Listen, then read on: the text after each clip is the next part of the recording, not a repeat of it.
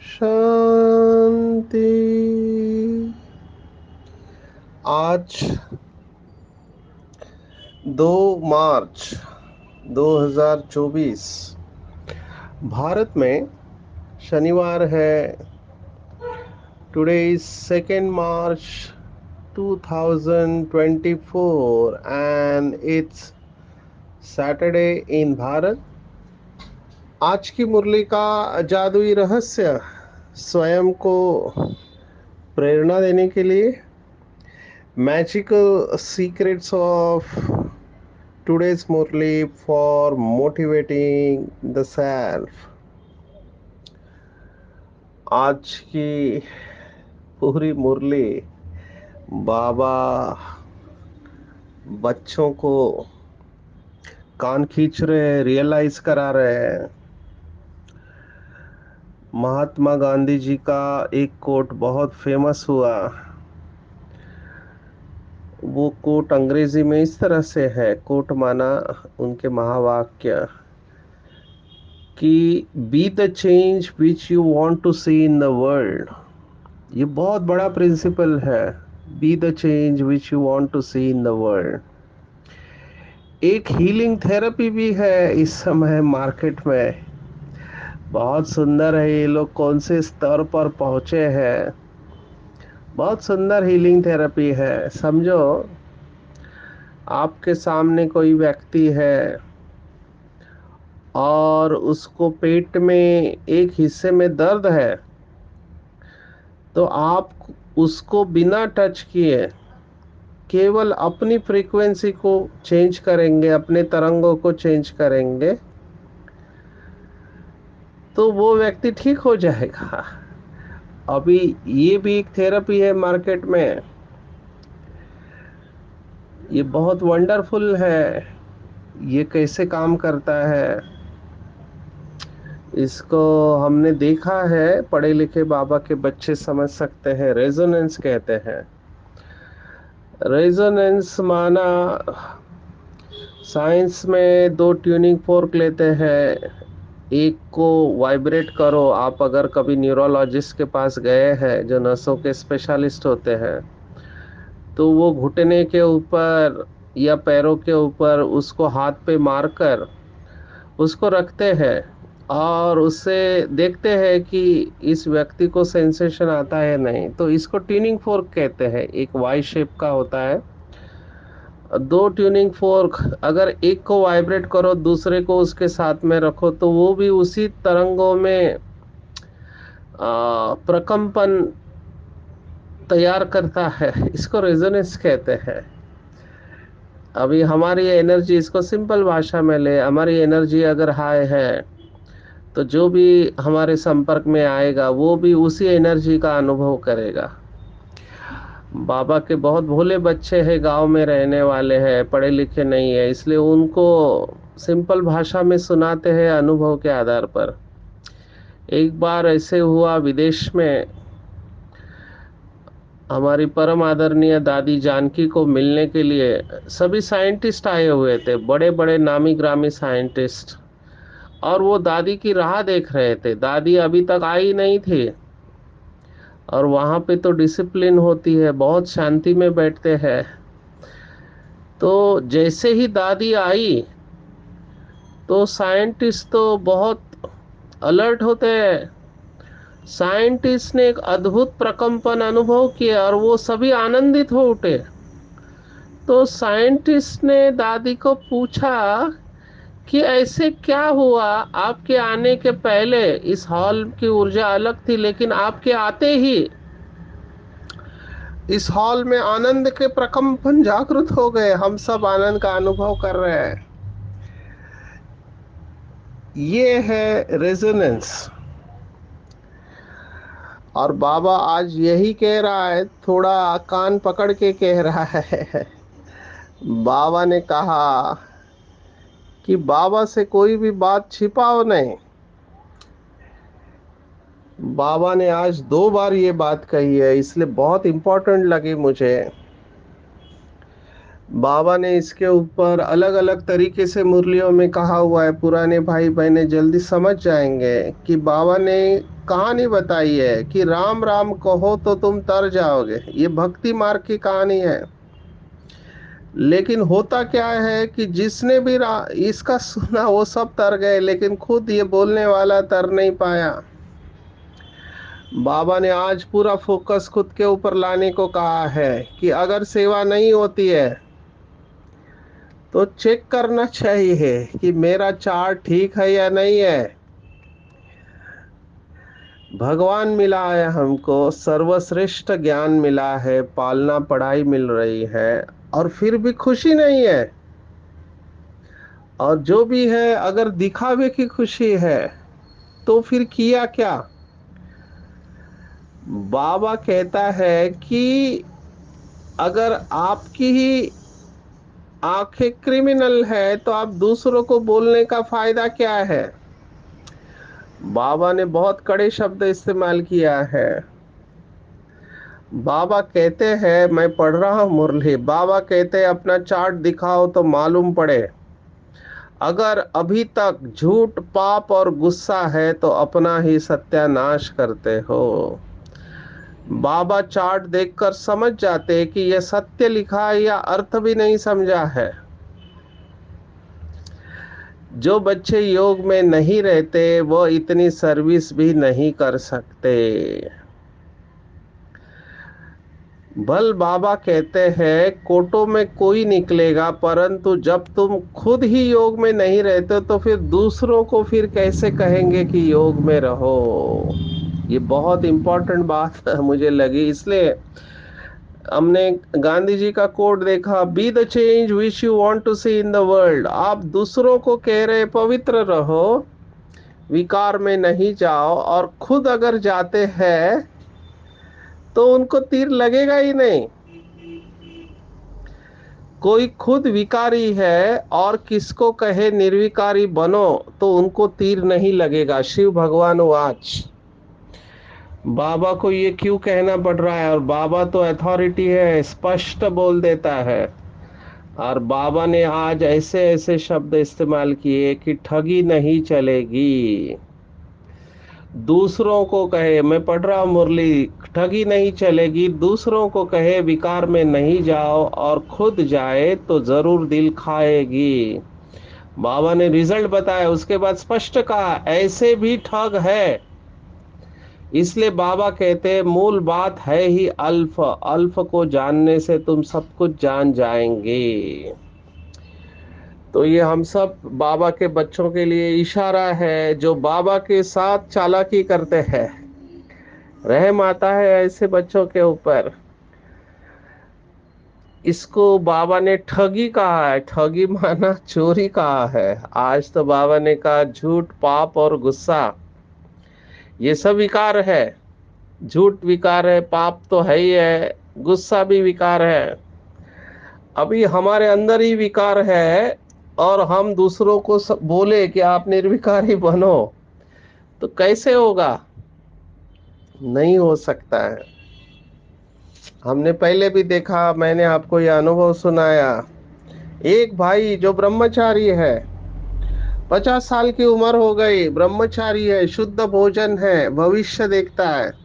उसका लौकिक पूरा परिवार भाई का, उसके लौकिक भाई का परिवार, पति पत्नी बच्चे सभी बाबा के ज्ञान में है, और वो इसको रोज कह रहे कि आप आओ, लेकिन ये नहीं आया।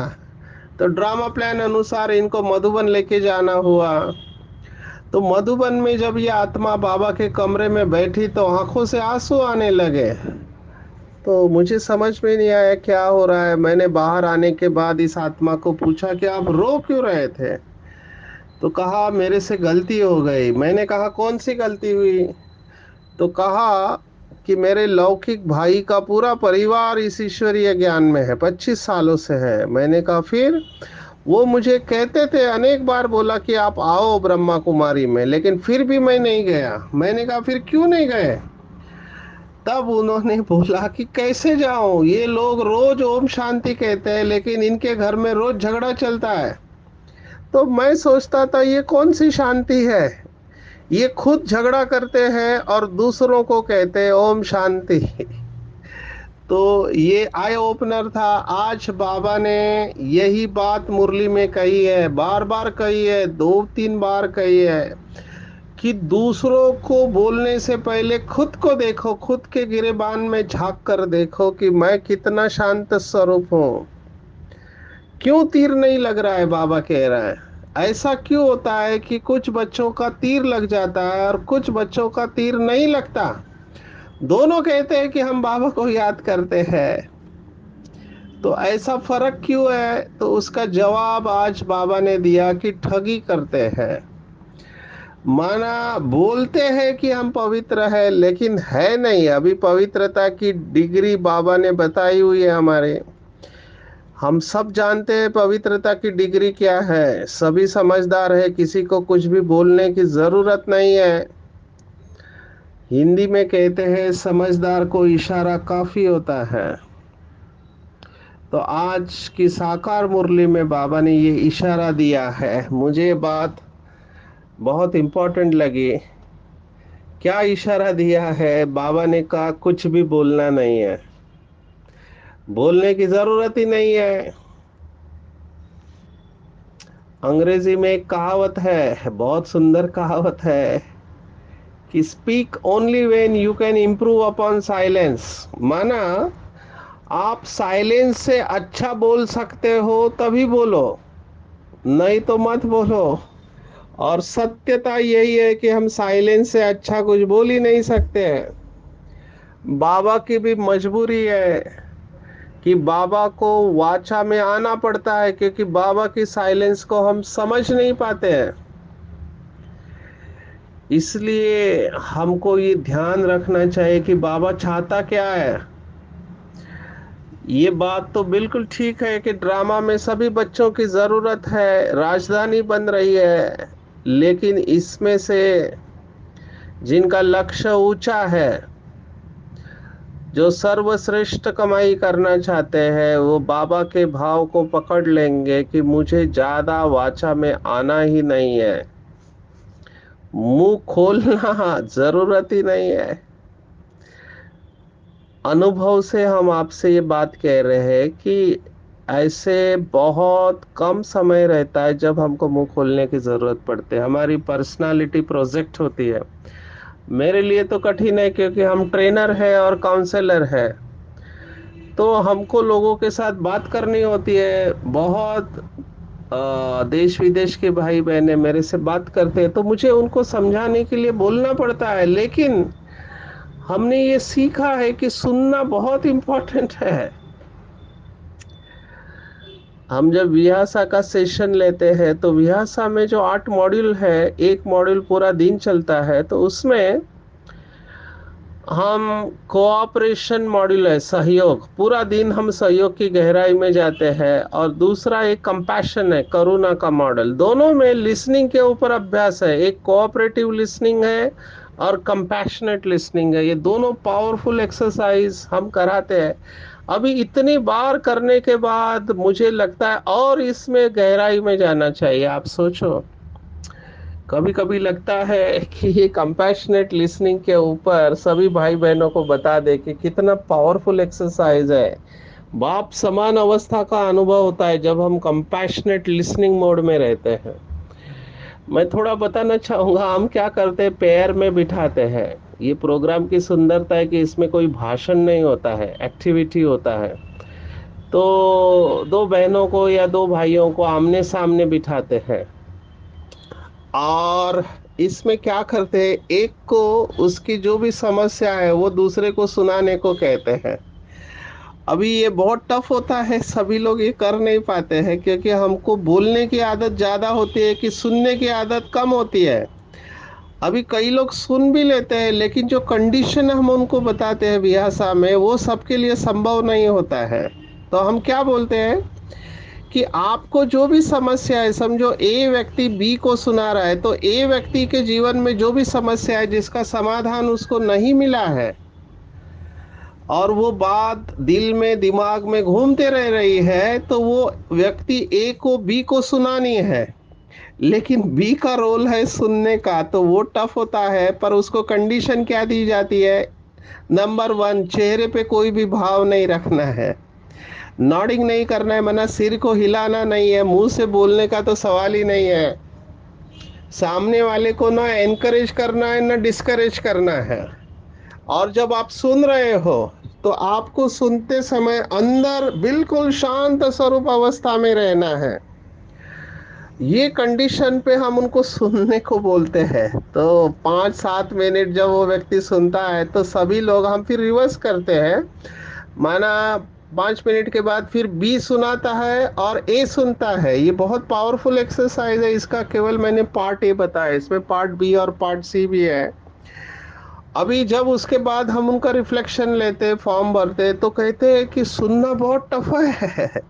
कहते हैं कि जो कंडीशन आपने रखी, सामने वाला दुखड़ा सुना रहा है और मैं चेहरे पर कोई भी भाव नहीं रखूं और अंदर शांत रह के सुनो, ये बहुत टफ है।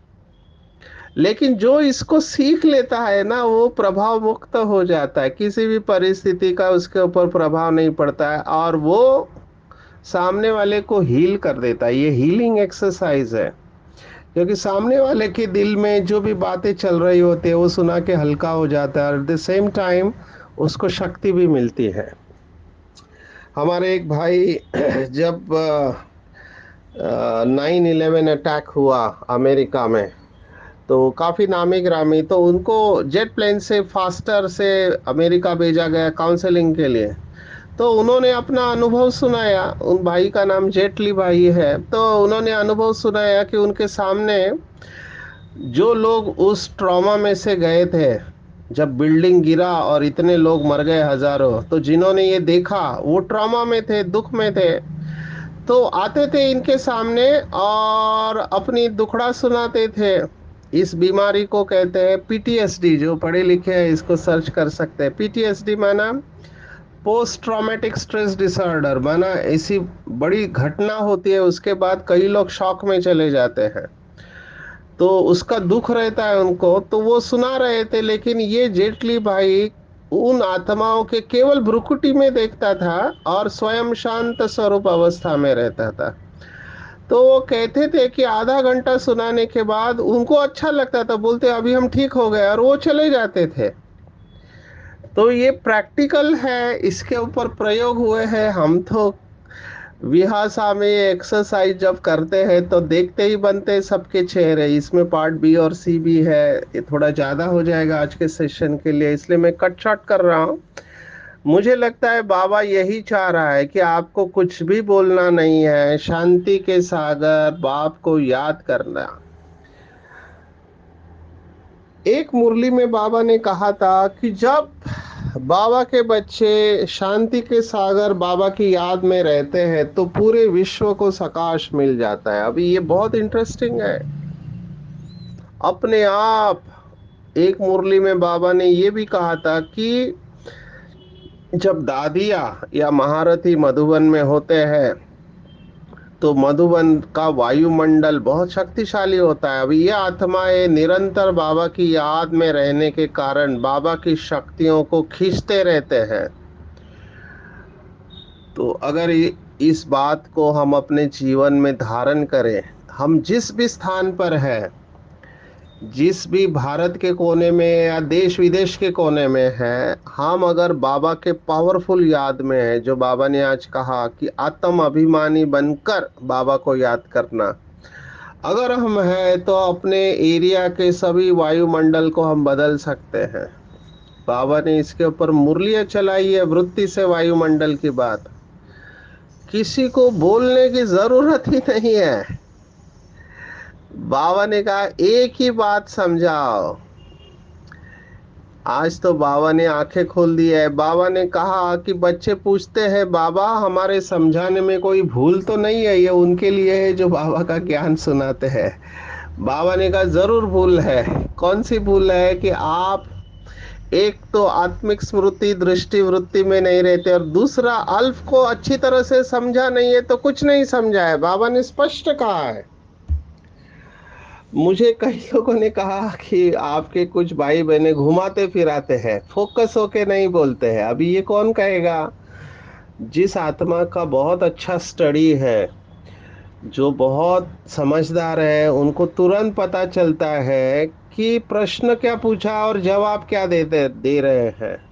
अगर कोई आत्मा घुमा फिरा रहा है और सामने वाला समझदार है, उसको तुरंत समझ में आ जाता है कि इसको जवाब नहीं आ रहा है, ये घुमा रहा है। बाबा ने आज स्पष्ट कहा है, क्या कहा है कि तुमको समझाना नहीं आता है। बाबा फट से कह देते, हाँ भूल है, अलफ को नहीं समझा तो फट से रवाना कर दो। बोलो, जब तक बाप को नहीं जाना तब तक तुम्हारी बुद्धि में कुछ भी बैठेगा नहीं। अब ये बात मुझे इम्पोर्टेंट लगती है। क्यों इम्पोर्टेंट लगती है? क्योंकि हमारा पहला चैप्टर आत्मा के ऊपर। अभी कई लोगों में धीरज नहीं है। आत्मा का नॉलेज तो स्क्रिप्चर्स में भी आया है, तो जिन्होंने शास्त्र पढ़े उनको लगता है ये वही बातें सुनाते शास्त्रों के, हमारे इधर भी ये बात बताई हुई है। तो सीधा आ जाना चाहिए शिव बाबा के ऊपर, जिनके पास टाइम नहीं है, जो कहते हैं 7 दिन आएंगे, भले आप गहराई में जाओ, लेकिन मेन बात है शिव बाबा का परिचय, बाकी सब सेकेंडरी है। क्योंकि जब तक निश्चय नहीं है कि ये परमात्मा का ज्ञान स्वयं परमात्मा सुना रहे हैं, तब तक कुछ नहीं होगा, फेथ नहीं रहेगा। क्योंकि मैं बहुत जगह पे जाता हूँ, मुझे लोग कहते हैं कि हाँ, आप जो सुनाते हैं हम भी वही सुनाते हैं, आपका रास्ता अलग है, हमारा रास्ता अलग है। तो इसका मतलब उन्होंने समझा ही नहीं कि परमात्मा कौन है। और यही बात आज बाबा कह रहे हैं कि अलफ को नहीं समझाए तो फट से रवाना कर दो। और जब तक हम बाबा के बच्चे देही अभिमानी अवस्था में नहीं रहेंगे, तब तक कुछ नहीं होने वाला है, मना तीर नहीं लगेगा। कई स्थानों पर कहते हैं कि हम बहुत सेवा करते हैं लेकिन स्टूडेंट नहीं बनते हैं। अभी थोड़ा रिफ्लेक्ट करना चाहिए, अपने अंतरात्मा को पूछना चाहिए, क्या आज बाबा ने जो मुरली में कहा वो मेरी अवस्था है? क्या मैं चार्ट रखता हूँ? क्या मेरा आत्मिक दृष्टि वृत्ति पक्की है? क्यों नहीं तीर लग रहा है? मैं एक अनुभव सुनाऊंगा। एक टीचर को भेजा ऐसे स्थान पर जहाँ सेवा नहीं हो रही है। अभी ये टीचर योगी तो आत्मा है, ये आकर बैठ गई सेंटर पे। बाबा को कहा, बाबा मैं कहीं जाने वाली नहीं हूँ, मैं एक स्थान पर बैठकर साधना करूंगी। आपको लगता है आपके बच्चे इस एरिया में है और उनका कल्याण करना है तो वो खुद चलकर मेरे पास आएगी। इनको भी कॉन्फिडेंस और थी तपस्वी आत्मा, तो उन्होंने बैठ के चार्ट रखा 8 घंटा योग का। ऐसे बहुत बाबा के टीचर्स बने, स्टूडेंट्स ने ये चार्ट रखा है। कई लोग अमृत वेला उठ के फ्रेश होके बाबा के सामने बैठते हैं, कई लोग 21 दिन करते हैं। वो number is not important. Number, ये भक्ति मार्ग का खेल है नंबर का। लक्ष्य रखना चाहिए, ज्यादा से ज्यादा नंबर देने से क्या हो जाता है, टारगेट में आ जाते हैं कि 30 दिन या 108 घंटे। थोड़ा लगता है कि हम यहाँ पर आके रुक जाएंगे, लेकिन लक्ष्य निरंतर का होना चाहिए। निरंतर कठिन होता है जिंदगी भर ध्यान रखना, इसलिए वो 21 दिन या 108 दिन ऐसे लक्ष्य रखते हैं। तो लक्ष्य रख के कई तपस्या करते हैं तो उनको रिजल्ट मिला है। सेंटर के लिए कहो, स्टूडेंट के लिए कहो, सेवा के लिए कहो, लेकिन संगठन में अगर करते हैं और बहुत एकाग्रता से कहते हैं तो मैंने इसका रिजल्ट देखा हुआ है। तो घूम फिर कर हम उसी बात के ऊपर आ रहे हैं कि क्यों नहीं ये होता है। तो बाबा ने कारण बताया है, उन्नति का आधार लव है। एक बाप से सच्चा प्यार चाहिए। कोई नजदीक रहते भी उसकी उन्नति नहीं होती। नजदीक माना सेंटर पे रहते, समर्पित रहते हैं, उस वक्त की बात है। देखो साकार बाबा के वक्त की बात है। आज हमको ये लेना चाहिए, समर्पित सेंटर पर रहने वाले नजदीक रहते हैं फिर भी उन्नति नहीं होती है, तो जरूर लव की कमी है। लव हो तो बाप को याद करे, और याद करने बगैर सभी शिक्षाओं की धारणा हो नहीं सकती है। इसलिए अगर किसी को लगता है कि मैं बाबा को अपना जीवन देने के बाद भी मेरी उन्नति नहीं हो रही है, तो चार्ट लिखो और कोई भूल हो गई है समझो जाने अनजाने में, तो आज बाबा ने कहा बीती सो बीती, फुल स्टॉप लगा दो, क्योंकि ड्रामा में वो बात रिपीट होने वाली है। उसके ऊपर ज्यादा एनर्जी नहीं लगाना है। बाबा ने कहा या तो गलती करो या पश्चाताप, दोनों नहीं करो, तुरंत खड़े हो जाओ। अगर गिर गए तुरंत खड़े हो जाओ, अटेंशन प्लीज। और जितना ये करेंगे उतना हम इसमें से जल्दी निकलते जाएंगे। आज बाबा ने आर्य धर्म को भी याद किया है। आप सब जानते हैं इसकी हिस्ट्री। स्वामी दयानंद सरस्वती ने वेदों के ऊपर कहा कि फिर से वेदों की तरफ जाओ, तो वो वेदों का प्रचार प्रसार करने वाला आर्य धर्म है। तो वो अगर कहते हैं कि आप वेदों के बारे में कुछ नहीं कहते, तो बाबा ने कहा उनको प्रश्न पूछो कि वेद किस धर्म का है, वेद से कौन सा धर्म स्थापन हुआ। अभी ये लोग कहते हैं कि वैदिक धर्म, माना वेद से स्थापन किया हुआ सनातन धर्म। लेकिन आदि सनातन तो देवी देवता धर्म है, वो वैदिक धर्म नहीं है। तो आर्य समाजियों का आर्य धर्म होना चाहिए। तो आर्य धर्म किसने स्थापन किया? एक्चुअली आर्य माना देवता है। बाबा ने इसका अर्थ बताया। आर्य बाबा का शब्द है सुधरे हुए, और अनार्य बाबा का शब्द है अनार्य, माना अनसुधरे हुए, माना जिन्होंने अपने संस्कार श्रेष्ठ नहीं बताए। तो देवता ये सुधरे हुए, माना सु माना श्रेष्ठ, श्रेष्ठ धारणा जिनके अंदर है वो देवता है। तो बाबा ने तो आज यहाँ तक कहा गीता भी नहीं उठाना चाहिए, गीता भी नहीं उठाना चाहिए, ऐसे आज बाबा ने कहा। समझना चाहिए सभी धर्म आत्माओं का पिता है, तो आत्मा समझना और बाबा को याद करना, इसके ऊपर आज बाबा ने बहुत जोर दिया है। ये बात बहुत इंपॉर्टेंट है। जो भी बाबा के बच्चे कहते हैं कि हमको अनुभव नहीं होता है, उनको आत्मा का अभ्यास बढ़ाना चाहिए। और एक बार ये अभ्यास बढ़ गया और आपको खुशी होगी। आज बाबा ने कहा शादी होती है सगाई के बाद, सगाई होने के बाद स्त्री का पति के साथ कितना लव होता है, ऐसे हमारी भी सगाई हुई है। तो हमारा भी बाबा के साथ ऐसा लव चाहिए, तड़पाने वाली याद चाहिए। ये तड़पाने वाली याद बांधेली माताओं की होती है, क्योंकि उनको रोका जाता है। तो चेक करना चाहिए क्या मेरी तड़पाने वाली याद है, बाबा के साथ सच्चा लव है, क्या मेरे योग में जोहर है। अगर याद की यात्रा की मेहनत करके हम संपूर्ण निर्विकारी बनते हैं, तो बाबा हमारी सभी मनोकामनाएं पूर्ण करते हैं। आज विशेष बाबा ने कहा मनुष्य आत्माओं को वैरायटी पसंद है, रोज एक एक प्रकार का दाल चावल खाएंगे तो अच्छा नहीं लगेगा, तो वैरायटी चाहिए। तो बाबा ने कहा दिन भर में भिन्न भिन्न संबंध स्वरूप का अनुभव करो, तो बहुत रमणीक जीवन का अनुभव करेंगे। कई लोग बोर हो जाते हैं, वही आत्मा समझ के बात, बाप को याद करना, वही अमृत वेला उठना, वही मुरली है, कुछ नवीनता नहीं है। अभी नवीनता होती है, हमको आता नहीं है नवीनता लाना जीवन में। अभी तो इतना क्लियर हो गया, ये तो साकार मुरली में वरदान आया है, लेकिन बाबा ने मुरलियों में इतने सोमान दिए हैं, आप पूरा दिन भर में अलग अलग अवस्थाओं का अनुभव कर सकते। लेकिन ये भी किसको होगा? आज बाबा ने फिर से कान पकड़े हैं वरदान में। अगर कोई छोटा या हल्का आत्मा का संबंध मिक्स हो गया, तो सर्व सर्व संबंध और सर्व संपन्न शब्द समाप्त हो जाएगा। माना छोटा भी किसी देहदारी से आप प्रभावित है, आपको अच्छा लगता है, तो सर्व संबंध की कमी हो जाएगी। इसलिए सर्व संबंधों से स्मृति स्वरूप बनो। एक बार किसी ने कहा बाबा एक तो चाहिए है, आप तो निराकार है। बाबा ने कहा एक भी नहीं चाहिए। अगर एक को भी आप सहारा बनाओगे तो लास्ट में वही याद आएगा। इसलिए रहना सबके साथ में, अभी ये थोड़ा टफ है, रहना सबके साथ में है, लेकिन फंसना नहीं है।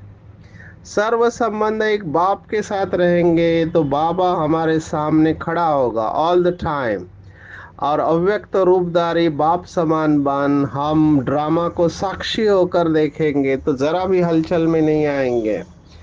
तो आज की पूरी मुरली में चेक करना है कि मैं जो दूसरों को कहता हूँ क्या मैं खुद वैसे बना हूँ।